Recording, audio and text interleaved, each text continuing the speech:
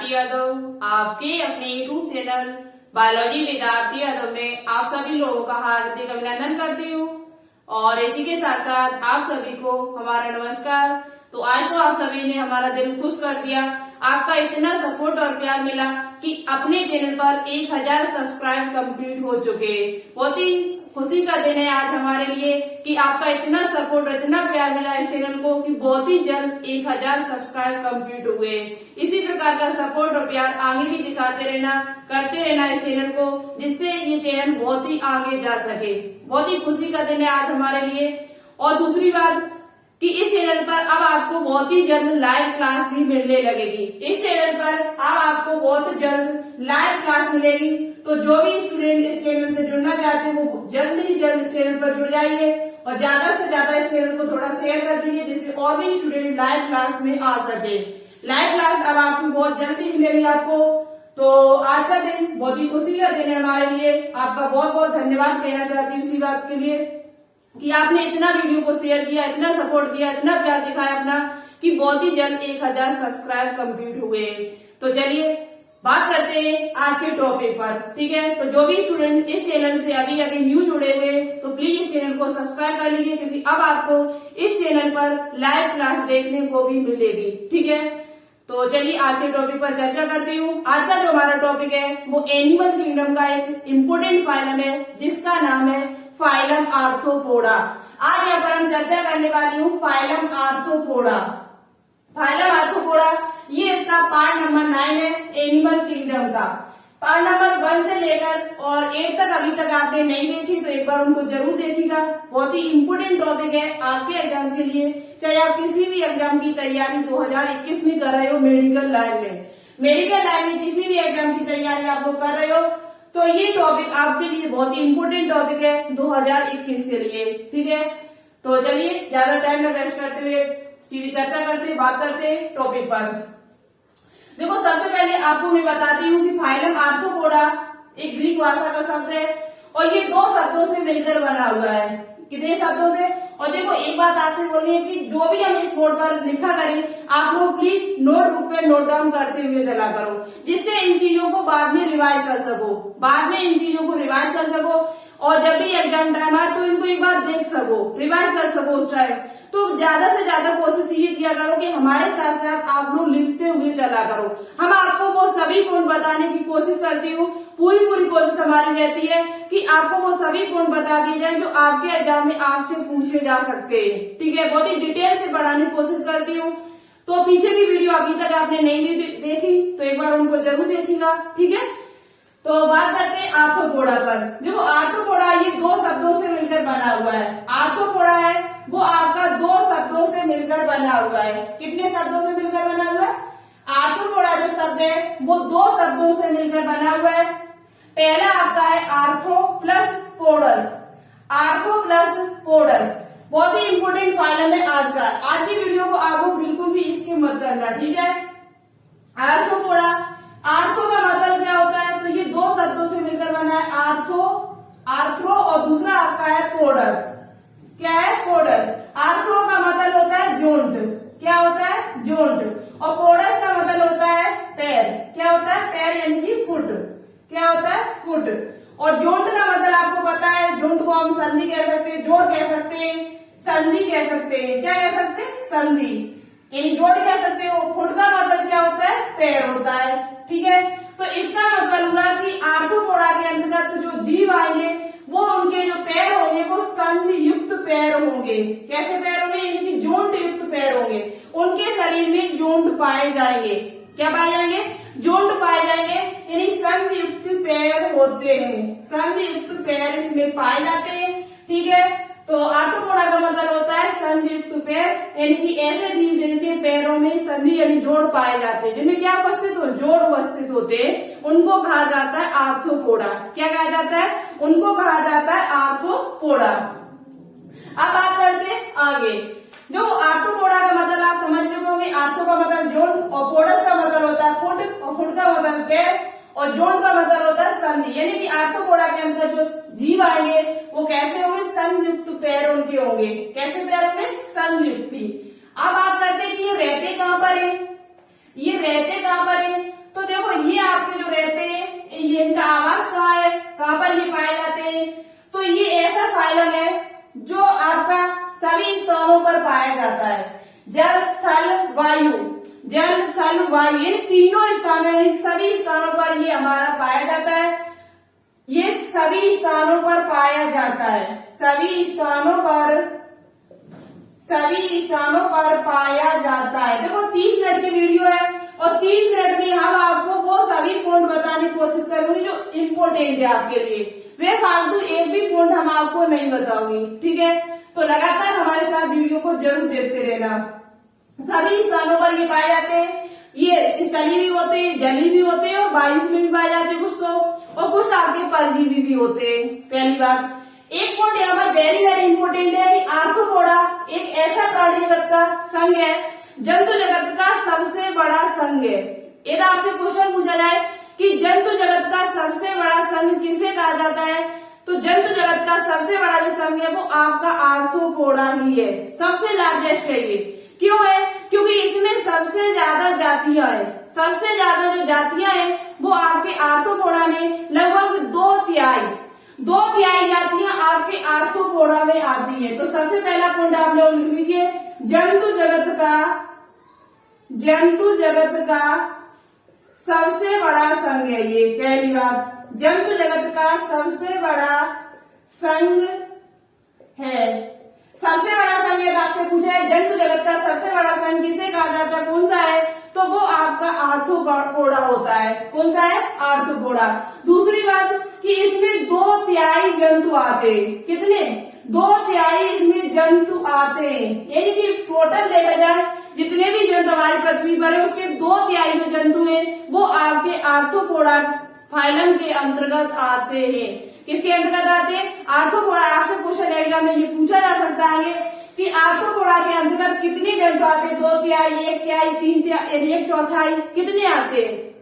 तो आपका आंसर क्या होगा वहां पर कि 2/3 जंतु इसके अंतर्गत आते हैं। कितने जंतु आते हैं? 2/3 इसके अंतर्गत जंतु आते हैं, इसलिए इसे जंतु जगत का सबसे बड़ा संघ माना गया है, सबसे बड़ा संघ माना गया है। इतनी बात आपको अच्छे से समझ में आ चुकी होगी। अब बात करते हैं इसका शरीर संगठन क्या है। देखो ये चीज तो आपने अभी तक सभी में पढ़ते आए और सभी में इम्पोर्टेंट है। जितने भी फाइलम कोरीफेरा से लेकर और अभी तक जो भी हमने एनीलिडा तक आपका खत्म कराया है सभी के लिए ये इम्पोर्टेंट है। ये सभी पॉइंट आपको मौजवानी याद होने चाहिए और जो स्टूडेंट्स को ये सभी पॉइंट अच्छे से याद है, इनका शरीर संगठन, समिति, जनन स्तर, सीरोम, शरीर योजना, वो मान ले कि उसका फाइलम आधा कंप्लीट हो चुका है, आधा फाइलम उसका कंप्लीट हो चुका है।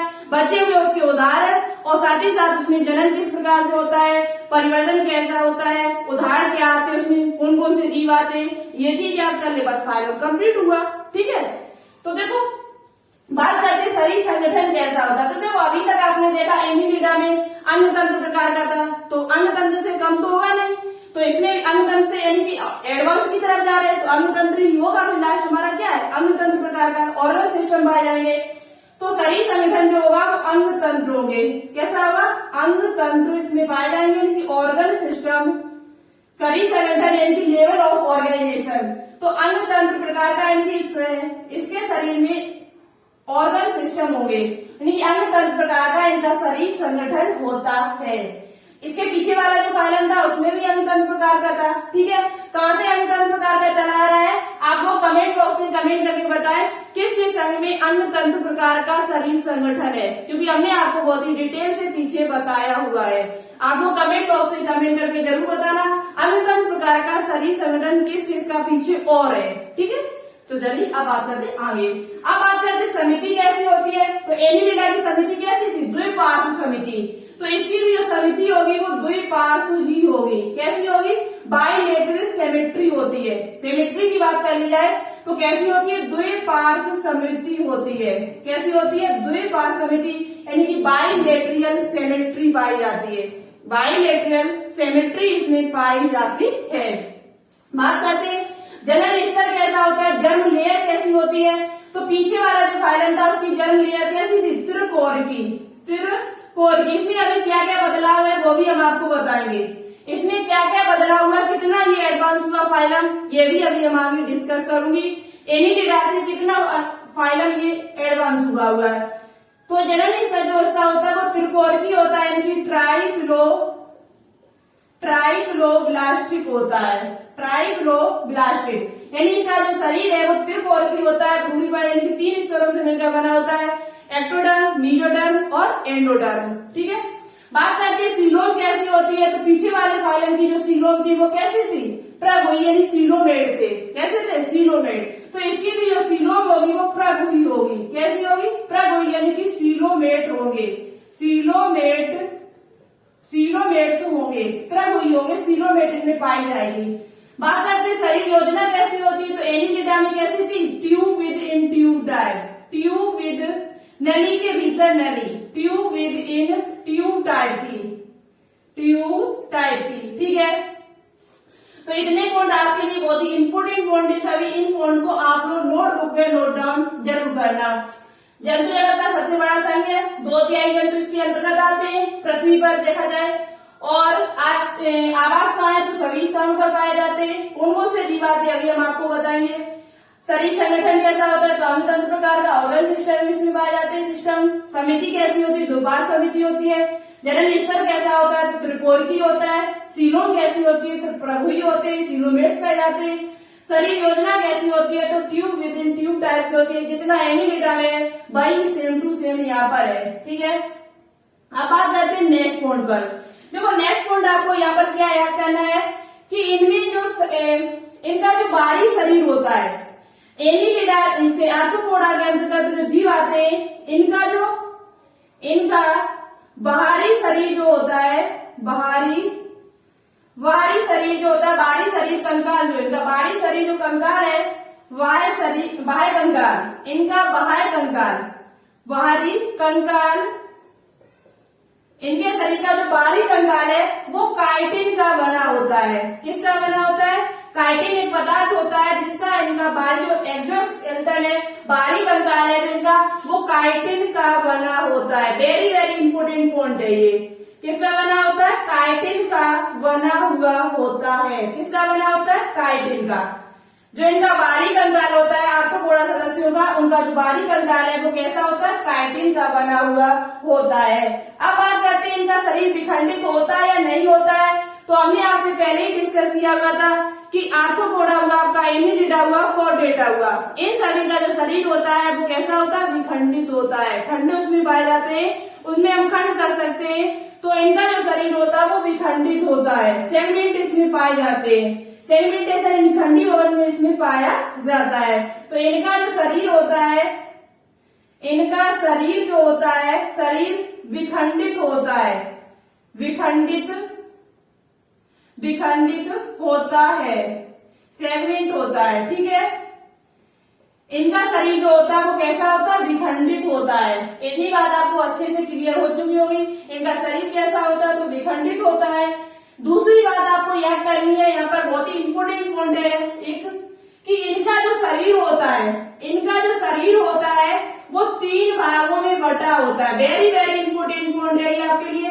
इनका शरीर जो होता है, इनका शरीर 3 भागों में बटा होता है, 3 भागों में बटा होता है। कौन कौन से भाग है, इनका शरीर जो होता है वो 3 भागों में बटा हुआ होता है। तो एक ये सबसे एडवांस चीज उसमें हुई है, पीछे से देखा जाए तो पहला इसमें क्या होता है, सिर इनका अलग देख सकते हो, सिर अलग होता है। दूसरा इनका क्या है, बच्छ यानी थोरेक्स।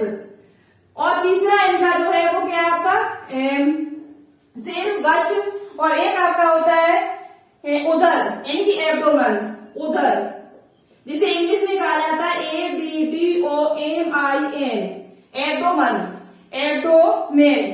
Abdomen, thorax. ठीक है, इनका जो शरीर होता है वो किसमें बटा होता है, तो इनका जो शरीर होता है वो आपका 3 भागों में बटा हुआ होता है, सिर, वक्ष और उदर। देखो कैसे हम आपको समझाने की कोशिश करते हैं। आपको शायद यहाँ पर दिखाई दे रहा है कि नहीं दे रहा है, थोड़ा देख लेती हूँ, उसके बाद बात करती हूँ। ठीक है,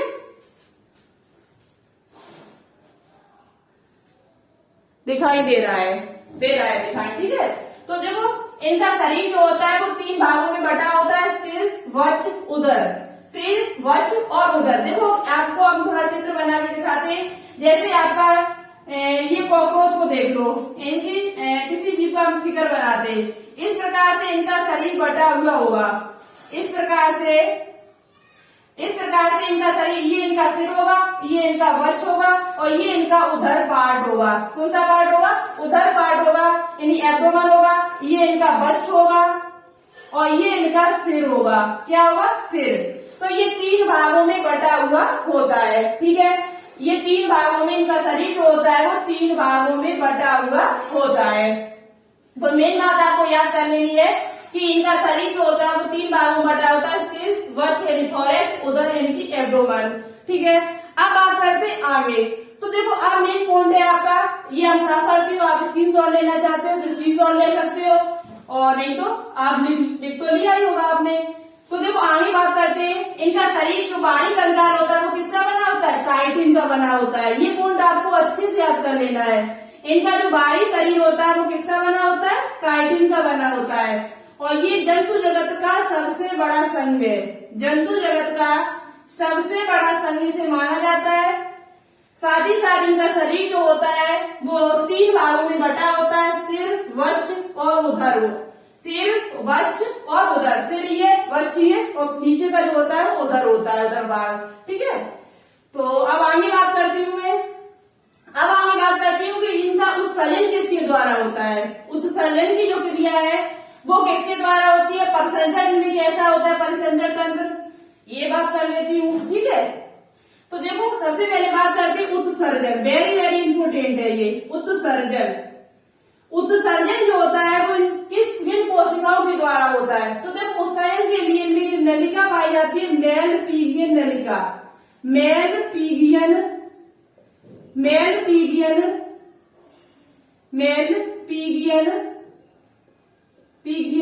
नलिका, मेलपीगियन नलिका पाई जाती है, या जिसे कहते हैं हरित ग्रंथि, ग्रीन ग्लैंड, हरित ग्रंथि, कॉक्सल ग्रंथि कहते हैं इसे।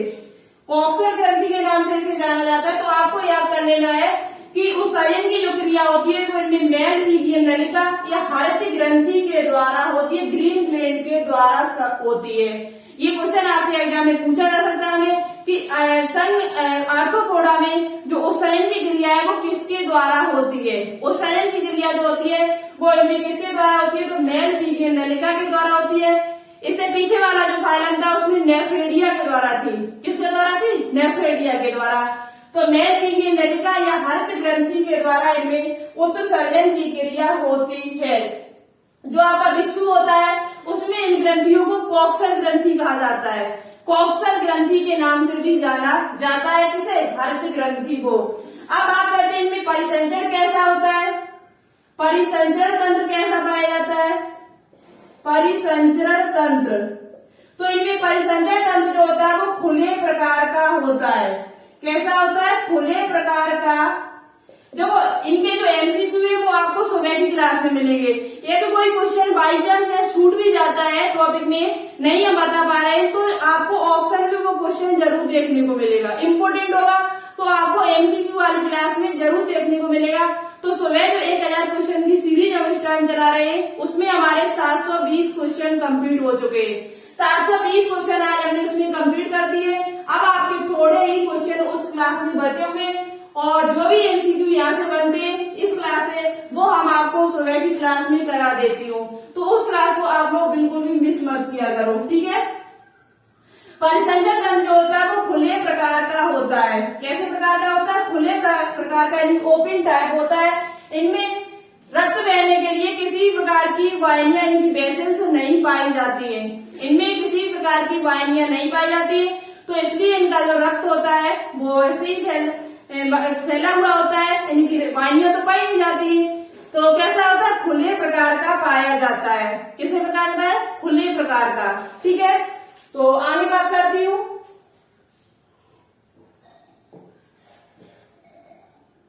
इतनी गर्मी है इस रूम में, बता नहीं सकते आप लोग, इसमें 5 मिनट नहीं रुक सकते हो, बहुत गर्मी है। अब लगवाएंगे, एसी लगवाएंगे। ठीक है, आप देखो परिसंचय तंत्र कैसा होता है, खुले प्रकार का होता है।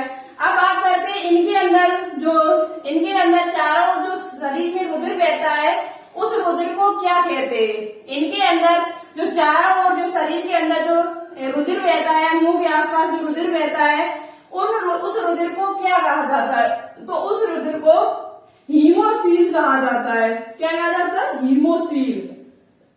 हीमोसील का मतलब है कि इनके चारों ओर जो रुधिर बहता है, शरीर के अंदर जो रुधिर चारों तरफ बहता हुआ जो रुधिर है उस रुधिर को हीमोसील कहते हैं। उस रुधिर को क्या कहते हैं, हीमोसील कहते हैं। आप लिखना चाहे तो लिख लीजिएगा यहाँ पर। इनमें अंदर अंगों के चारों ओर एक उपस्थित देहगुहा होती है। क्या होती है, देहगुहा होती है, और उसमें चारों ओर आपका क्या बहता है, रुधिर बहता है। चारों ओर क्या बहता है, रुधिर बहता है, और इस रुधिर को बहते हुए रुधिर को हीमोसील कहा जाता है। क्या कहा जाता है, हीमोसील कहा जाता है। ठीक है, अब बात करते हैं आगे। इनमें निषेचन कैसा होता है, निषेचन इनमें कैसा होता है। तो देखो निषेचन जो होता है इनमें वो आंतरिक निषेचन होता है। कैसा होता है, आंतरिक निषेचन होता है, इंटरनल फर्टिलाइजेशन, आंतरिक निषेचन होता है। साथ ही साथ बात कर लेते हैं जनन किस प्रकार का होता है।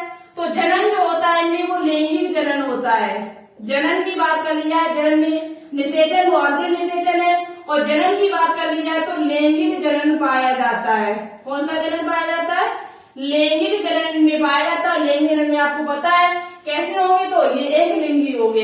ये कैसे होते हैं, तो ये आपके एक लिंगी होते हैं, डायोसिस होते हैं, डायोसिस एक लिंगी होते हैं। मतलब कि इनमें नर और मादा जो होते हैं वो अलग अलग होते हैं। जैसे कि आपने देखा हुआ आपके आसपास जो भी, जैसे मक्खी है, मच्छर है, जो भी आपको मधुमक्खियां, जो भी आपको छोटे पूरे कीड़े मकोड़े दिखते हैं वो सभी आपके आर्थ्रोपोडा के अंतर्गत आते हैं। तो मच्छर में देखो दो जातियां, नर भाग अलग होता है, मादा भाग अलग होता है। नर भाग अलग होता है, मादा भाग अलग होता है। तो ये एक लिंगी होते हैं। कैसे होते हैं, अधिकांश ये सभी कैसे होते हैं, एक लिंगी होते हैं। कैसे होते हैं, एक लिंगी। ठीक है, नर और मादा जो होते हैं अलग अलग होते हैं। बात करते हैं ये अधिकांशता कैसे होते हैं, अंडज होते हैं, कैसे होते हैं। तो ये अधिकांशता जो जीव है वो अंडे देने वाले होते हैं। कैसे होते हैं, अंडे देने वाले। इनकी अंडज होते हैं विवियोपोरियस जिसे कहा जाता है, विविपोरियस। ठीक है, विविपोरस। तो ये अधिकांश कैसे होते हैं, ये अधिकांश अंडज होते हैं, अंडज। ये अधिकांश कैसे होते हैं, अंडज होते हैं। जिसके जीव अंदर, इसके अंदर जो जीव आते हैं वो अधिकांश कैसे होते हैं, तो अंडज होते हैं, इनकी अंडे देने वाले होते हैं। तो कैसे होते हैं, अंडज, विविपोरस, विविपोरस होते हैं, विविपोरस होते हैं। ठीक है, अंडे देने वाले अधिकांश जीव होते हैं। इतनी बात आपको समझ में आ चुकी होगी। अब बात करते हैं कि इनमें जो श्वसन की क्रिया है वो किस प्रकार से होती है। श्वसन के लिए इनमें देखो एडवांस हुआ थोड़ा, ये श्वसन की जो क्रिया है वो थोड़ा एडवांस की तरफ चली। इनमें थोड़ा श्वसन की क्रिया वो एडवांस हुई है। कैसे हुई एडवांस, क्या क्या इनमें श्वसन के लिए पाया जाता है। परिवर्तन कैसा होता है ये भी यहाँ पर हम आपको बता देते हैं। तो परिवर्तन जो होता है इनमें, डेवलपमेंट जो होता है, उसके बाद देखो श्वसन, और श्वसन के बाद आपका बचा हुआ क्या है, इसका वर्गीकरण बहुत ही इंपोर्टेंट है। किसे कहाँ पर रखा गया, मच्छर को कहाँ रखा गया, टिड्डा को कहाँ पर रखा गया, कॉकरोच को कहाँ पर रखा गया है, किस वर्ग में रखा गया। ये क्वेश्चन आपसे एग्जाम में पूछा जा सकता है आगे, तो लगातार हमारे साथ देखते रहना। परिवर्तन जो होता है वो प्रत्यक्ष होता है। प्रत्यक्ष और अप्रत्यक्ष दोनों माध्यम होते हैं। प्रत्यक्ष और अप्रत्यक्ष दोनों माध्यम के द्वारा, यानी लार्वा के द्वारा भी होता है, लार्वा से वयस्क में, और डायरेक्ट भी होता है। ठीक है, तो प्रत्यक्ष और अप्रत्यक्ष दोनों प्रकार का होता है। दोनों प्रकार का इनमें परिवर्तन पाया जाता है। अब बात करते हैं इनमें श्वसन की क्रिया किस प्रकार से होती है। देखो आपको परिसंचरण पता चल गया, उत्सर्जन पता चल गया, निषेचन पता चल गया, जनन पता चल गया। लैंगिक जनन होता है, निषेचन आंतरिक होता है, परिसंचरण खुले प्रकार का होता है, वेरी इंपोर्टेंट है ये पॉइंट। उत्सर्जन जो होता है वो मेलपीगियन नलिका या हड्डी ग्रंथि के द्वारा होता है। ये तो मोस्ट इम्पोर्टेंट पॉइंट है आज के टॉपिक का। ठीक है, अब बात करते हैं श्वसन की। किसकी बात करते हैं, श्वसन की। तो देखो श्वसन की क्रिया जो होती है वो जलीय में अलग प्रकार से होती है। जो जलीय जीव होते हैं उनमें अलग प्रकार से होती है, जबकि जो स्थलीय जीव होते हैं उनमें अलग प्रकार से होती है। ठीक है, तो जो जलीय जीव है उनमें श्वसन की क्रिया किस प्रकार से होती है। तो जितने भी जलीय जीव होते हैं उनमें जो श्वसन की क्रिया होती है वो गिल्स के द्वारा होती है। गिल्स यानी क्लोम कह सकते हैं या गलफड़े कह सकते हो। अभी तक आपने देखा होगा पॉलीफेरा से लेकर और एनिलिडा तक देखा जाए तो सभी में जो श्वसन की क्रिया होती थी वो शरीर सतह के द्वारा ही संपन्न हो जाती थी। किसके द्वारा? शरीर सतह के द्वारा ही संपन्न हो जाती थी। लेकिन आर्थ्रोपोडा में क्या हुआ? थोड़ा विकास हुआ। आर्थ्रोपोडा संघ में क्या हुआ? थोड़ा विकास हुआ। तो श्वसन के लिए इनमें क्या पाया जाता है? श्वसन, रेस्पायरेशन के लिए जैसे देखा जाए तो जलीय में जो जलीय जीव होते हैं, जलीय जीव जो होते हैं उसमें आपका क्या पाया जाता है? क्लोम पाए जाते हैं। क्या पाए जाते हैं? क्लोम, जिसे गिल्स कहा जाता है, जिसे गलफड़े कह सकते हो। यानी कि जो जलीय जीव होते हैं वो गिल्स के द्वारा सांस लेते हैं, गलफड़ों के द्वारा सांस लेते हैं। बात कर लिया स्थलीय की, टेरेस्ट्रियल जो होते हैं वो किसके द्वारा लेते हैं? टेरेस्ट्रियल जो स्थलीय जीव होते हैं तो वो उनके में क्या पाया जाता है? उनमें आपके पुष्ट फेफड़े पाए जाते हैं। कैसे फेफड़े? पुष्ट फेफड़े। अब बात कर रहे थे पुष्ट फेफड़े क्या होते हैं, जिसे बुक लंग्स कहा जाता है। क्या कहा जाता है? बुक लंग्स कहा जाता है। बुक लंग्स का मतलब क्या होता है? तो इनमें जो फेफड़े होते हैं वो बुक की पेज की तरह होते हैं। बुक में जिस प्रकार से पेज होते हैं उसी प्रकार से इनमें फेफड़े होते हैं। तो कोई नई बात नहीं है यहाँ पर। जो स्थलीय जीव होते हैं उनमें जो श्वसन होता है वो बुक लंग्स के द्वारा होता है।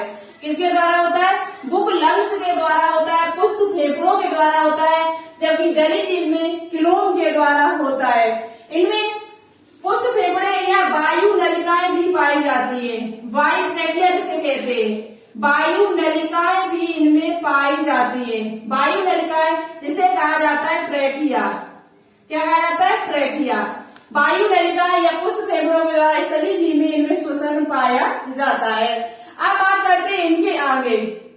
अब इनमें बचा हुआ ओनली आपका क्या? आर्थ्रोपोडा का वर्गीकरण। आर्थ्रोपोडा का वर्गीकरण, तो आर्थ्रोपोडा को वैसे तो कई वर्गों में बांटा गया है, लेकिन आपकी मुख्यतः जो आपको पढ़ना है वो 3 वर्ग पढ़ने हैं। कितने वर्ग पढ़ने? 3 वर्ग आपको ओनली पढ़ने हैं। तो आर्थ्रोपोडा को 3 वर्गों में बांटा गया है। बस इतना ही है, ज्यादा नहीं है बचा हुआ है। आर्थ्रोपोडा को 3 वर्गों में हमने बांटा है मुख्यतः। 3 वर्गों में यहाँ पर आपको बांट के दिखा रहे हैं। कौन कौन सा? सबसे पहला जो आपका आता है वो आपका आता है ट्राइलोवाइटा। ट्राइलोवाइटा।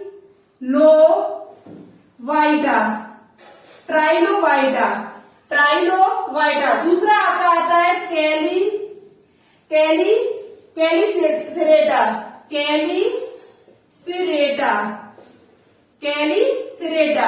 कैलिसेरेटा। और तीसरा आपका आता है इंसेक्टा या कीट वर्ग जिसे कहते हैं, इंसेक्टा या कीट वर्ग। क्या कहते हैं? कीट वर्ग। जितने भी कीट आपके हैं, जितने भी कीट पतंगे आपको दिखाई देते हैं अपनी पृथ्वी पर, आपके आसपास जितने भी कीड़े मकोड़े हैं सभी आपके इंसेक्टा के अंतर्गत आते हैं। सभी आपके इंसेक्टा के अंतर्गत कीट वर्ग के अंतर्गत आते हैं। और वैसे भी देखा जाए तो इंसेक्टा सबसे बड़ा वर्ग है। इसमें आर्थ्रोपोडा में देखा जाए तो इंसेक्टा जो आता है वो कीट वर्ग है, वो सबसे बड़ा वर्ग है। ठीक है, अब बात करते हैं कि ट्राइलोवाइटा में क्या आता है, इसके अंतर्गत कैसे जीव आते हैं। तो ट्राइलोवाइटा के अंतर्गत जो जीव आते हैं वो विलुप्त समुद्री आर्थ्रोपोडा है। इसके अंतर्गत जो जीव आते हैं वो विलुप्त हो चुके और वो समुद्री थे। कैसे थे? समुद्री, यानी कि पानी में पाए जाते थे। समुद्री आर्थ्रोपोडा है। जैसे कि आपका एक एग्जाम्पल इसमें दिया हुआ है ट्राइअर्थस। आपसे नहीं पूछा जाएगा, ओनली आप थोड़ा समझ लीजिए, याद करना चाहो तो कर लेगा। ट्राइलोवाइटा के अंतर्गत एक जीव आता है जिसका नाम है ट्राइअर्थस, जिसका नाम क्या है? ट्राइअर्थस है, जो विलुप्त समुद्री आर्थ्रोपोडा है। कैसा है? विलुप्त समुद्री आर्थ्रोपोडा है। समुद्री। बात करते हैं कैलिसरेटा के अंतर्गत कैसे जीव आते हैं, तो इसके अंतर्गत जो जीव आते हैं वो आपके स्थलीय जीव आते हैं। कैसे जीव आते हैं? स्थलीय जीव आते हैं। जैसे कि आपका बिच्छू हुआ, मकड़ी हुई, बिच्छू हुआ आपका, बिच्छू स्कॉर्पियन, और उसके बाद स्पाइडर मकड़ी, ये आपके कैलिसरेटा के अंतर्गत आती है। बिच्छू हुआ, मकड़ी हुआ, ये स्थलीय जीव, जितने भी स्थलीय जीव हैं वो आपके कैलिसरेटा के अंतर्गत आते हैं। इनमें जो श्वसन की क्रिया होती है वो पुष्प फेफड़ों या बुक लंग्स के द्वारा होती है। ठीक है, बात करते हैं इंसेक्टा के अंतर्गत, तो जितने भी आपने मक्खी हुआ, आपका मच्छर हुआ, जितने भी आपने देखे होंगे ये सभी इंसेक्टा के अंतर्गत आते हैं। जैसे मक्खी है, मधुमक्खी है, मक्खी, बहुत ही गर्मी है, रियल बता रहे आपको, मक्खी है, मच्छर है, मक्खी मच्छर हुआ आपका, साथ ही साथ आपका टिड्डा हुआ, कैसा हुआ? टिड्डा, टिड्डा हुआ, और ये एक लिंगी होते हैं। इंसेक्टा वर्ग में जितने भी जीव आते हैं वो सभी एक लिंगी होते हैं। कैसे होते हैं? एक लिंगी होते हैं।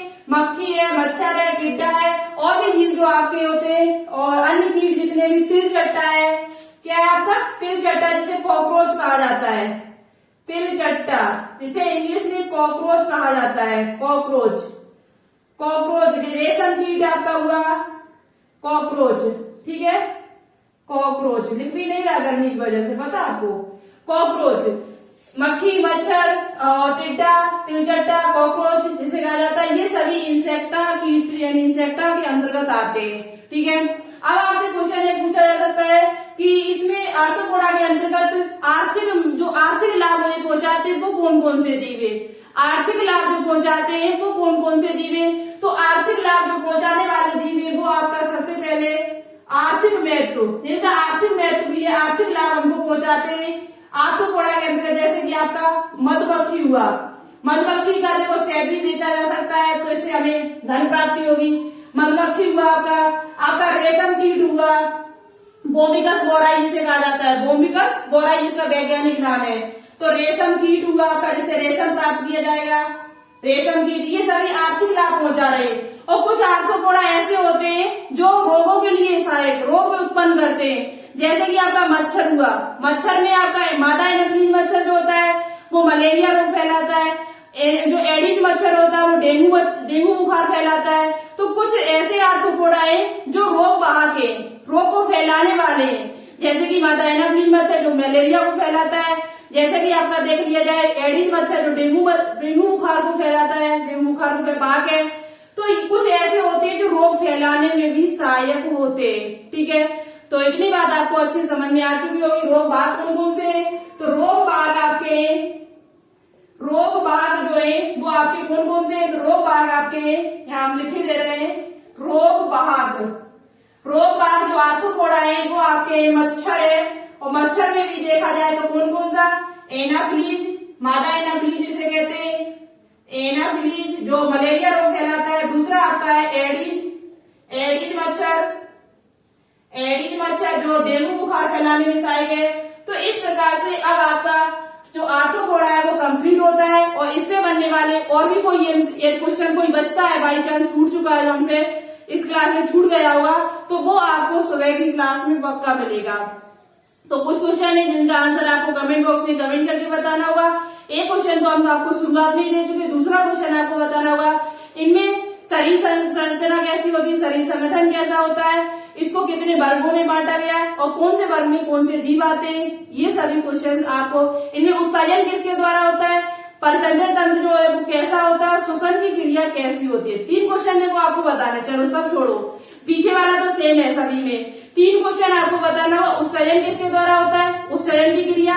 दूसरा आपको बताना होगा कि इनमें परिसंचरण कैसा होता है, परिसंचरण तंत्र कैसा होता है। तीसरा आपको बताना होगा इनमें श्वसन की क्रिया किसके द्वारा होती है। ये 3 क्वेश्चन का आंसर और प्लस पीछे जो पूछा है उसका आंसर आपको कमेंट बॉक्स में कमेंट करके बताना होगा। देखिए हमारा कौन प्यारा स्टूडेंट सबसे अच्छा सबसे आंसर राइट देता है। तो आज की क्लास आपको कैसी लगी कमेंट बॉक्स में कमेंट करके जरूर बताना। देखो बहुत ही मेहनत करती है, बहुत ही गर्मी है, फिर भी हम आपके लिए वीडियो बनाती, तो एक बार इस वीडियो को लाइक जरूर करना। आपके लाइक से ही, जब आप लाइक कर देते हो तो कितनी भी गर्मी पड़े हम तब भी वीडियो बनाने के लिए तैयार हो, चाहे कितनी भी गर्मी पड़ जाए तब भी वीडियो बनाती हूँ आपके लिए कि आपकी हेल्प हो सके जितनी भी हो मेरे द्वारा। तो एक बार वीडियो को लाइक जरूर करें मेरे प्यारे स्टूडेंट, ज्यादा से ज्यादा शेयर करें और चैनल पर अभी आप न्यू जुड़े हो तो प्लीज इस चैनल को सब्सक्राइब करके बेल आइकन को प्रेस ऑल पर क्लिक जरूर कर लीजिएगा। तो मिलते हैं फिर नेक्स्ट वीडियो में सुबह के टाइम टॉप 1000 क्वेश्चंस में। सुबह की क्लास आप लोग जरूर देखा कीजिए। तो चलिए आज के लिए इतना ही रखते हैं, बहुत ही गर्मी है। जय हिंद, जय भारत, थैंक यू।